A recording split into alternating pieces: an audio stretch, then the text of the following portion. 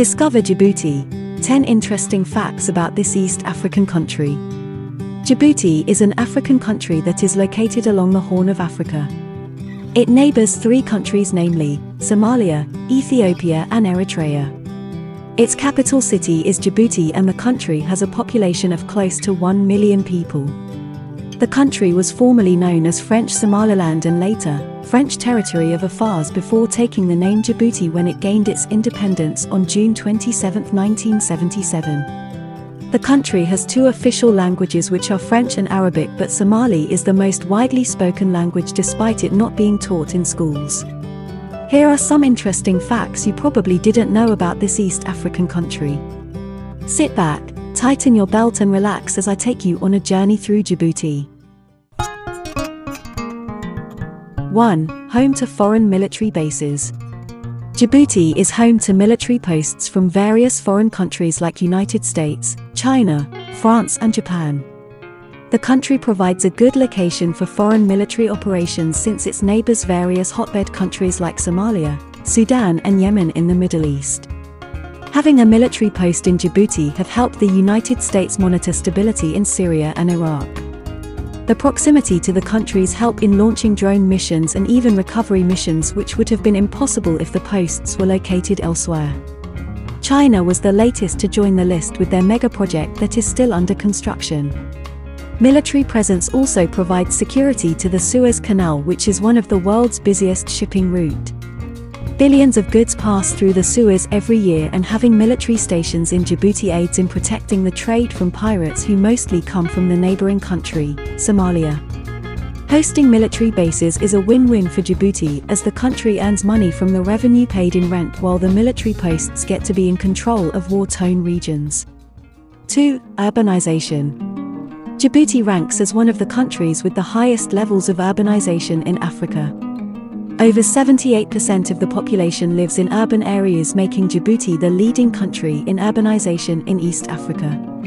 The country economy heavily relies on the service sector, and hence many people go to the cities looking for job opportunities. Because of Djibouti's harsh landscape and limited areas of arable land, agriculture is not a viable way to earn income and is therefore practiced at a subsistence level. Away from the town, nomadic pastoralism is the way of life. Goats and sheep are raised for their milk, meat and skins, while camels are raised to be used in transport caravans. The country's official currency is the Djibouti franc that is issued by the Central Bank of Djibouti.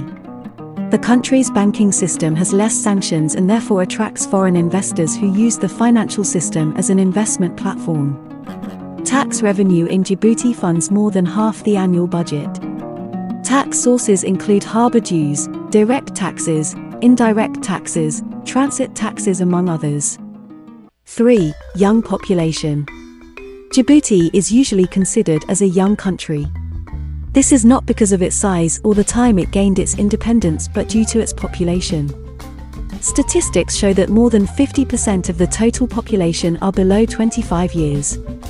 This translates to a big labor force, which is very key to the economic growth of the country. High rates of urbanization and the strategic position of the country provides the youth with many opportunities that help improve their livelihood while improving the country's economy. The average life expectancy is about 61 years for men and 66 years for women. 4. Smallest country in Africa. Djibouti has a total area of 23,200 square kilometers, making it the 3rd smallest country in mainland Africa.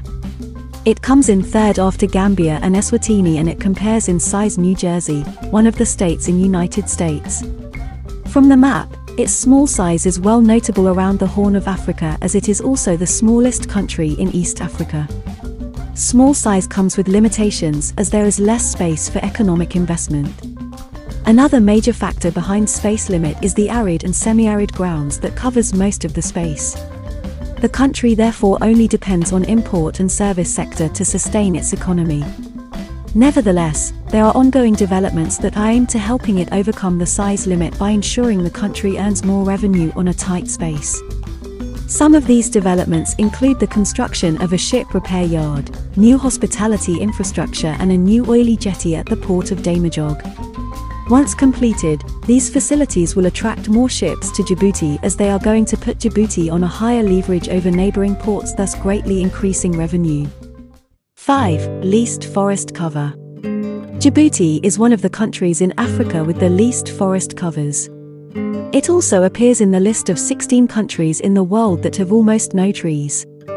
Statistics shows that less than 1% of the country's land is covered by forest. This is mainly because it is home to Grand Barra Desert, which covers over 90% of total land space.